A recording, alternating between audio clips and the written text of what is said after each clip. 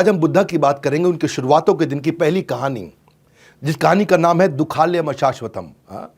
क्या ये कहानी है? महाराज शुद्धोदन, सम्राट शुद्धोदन और उनकी महारानी महामाया, इनके पुत्र थे गौतम बुद्ध।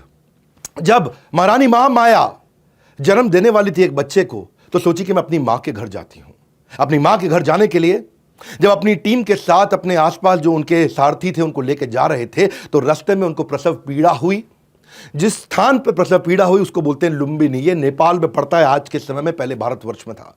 लुम्बिनी में एक पेड़ के नीचे उन्होंने गौतम बुद्ध को जन्म दिया। आज भी वहां पे लगभग 12 लाख टूरिस्ट हर साल जाते हैं, फॉरेन टूरिस्ट पूरी दुनिया से, और खास तौर से इंडिया, थाईलैंड, श्रीलंका, चाइना।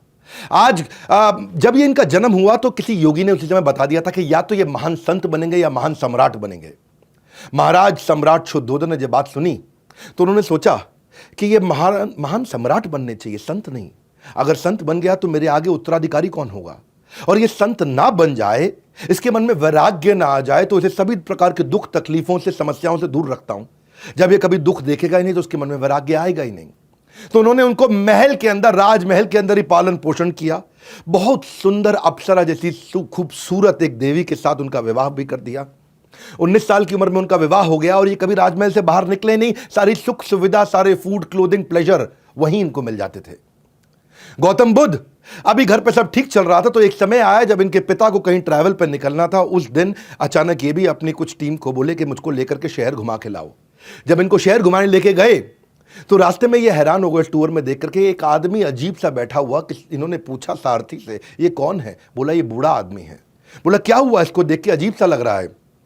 बोले ये बूढ़ा आदमी है, हर इंसान को बूढ़ा होना है, एक दिन हर व्यक्ति बूढ़ा हो जाएगा। इनका रियलाइजेशन हुआ कि एक दिन मैं भी बूढ़ा हो जाऊंगा।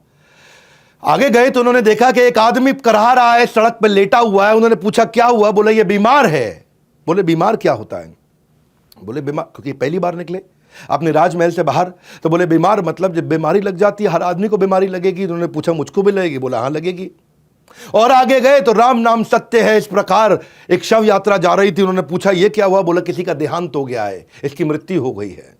उन्होंने बोला वो क्या होता है? बोला हर व्यक्ति का देहांत होता है, मृत्यु होती है। इन्होंने कहा क्या मेरी भी हो जाएगी? बोला आपकी भी होगी।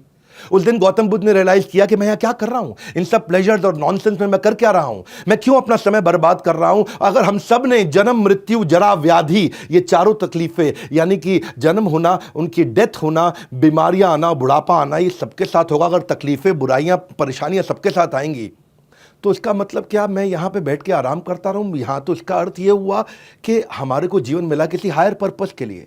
ये अपने आप को रोक नहीं पा रहे थे, छोड़ना चाहते थे, ये बाहर निकलना चाहते थे बहुत दिन से। वैसे तो योगी महात्मा ने पहले बता दिया था ये महान संत या महान सम्राट बनेंगे, तो उनके संत के लक्षण बाहर आने लगे। ये घर पे रह करके इनको स्ट्रगल होने लगा, ये पत्नी के साथ, इनको बच्चे के साथ में वो सुख नहीं मिल रहा था। ये इन सारे प्रश्नों का उत्तर ढूंढना चाहते थे, जो प्रश्न मैंने आपको बताए, जिसके लिए ये निकलना चाहते थे, नहीं निकल पा रहे थे। पर एक दिन रात को चोरी छिपे चोर की तरह चुपचाप उठे, पीछे मुड़ के नहीं देखे, निकल गए। पीछे मुड़ के नहीं देखे क्योंकि उनको मालूम था पीछे मुड़ूंगा तो मेरे पुत्र का प्रेम और मेरी पत्नी, धर्म पत्नी जिनसे बहुत प्रेम करते थे, वो उनको वापस खींच लेगा। ये चुपचाप निकल गए। और भगवत गीता की लेसन, वो लर्निंग यहां पे क्या उन्होंने एस्टैब्लिश किया? भोग ऐश्वर्य प्रसक्ता नाम तया भृत चेतसाम व्यवसायत्मिका बुद्धि समाधो न विधीयति। जिस व्यक्ति की फोकस्ड बुद्धि नहीं है, समाधो न विधीयति, वो कभी भी समाधि में प्रवेश नहीं कर सकता। वो व्यक्ति जो भोग में और ऐश्वर्य में लगा है, तो उस दिन उन्होंने भोग और ऐश्वर्य त्याग दिया।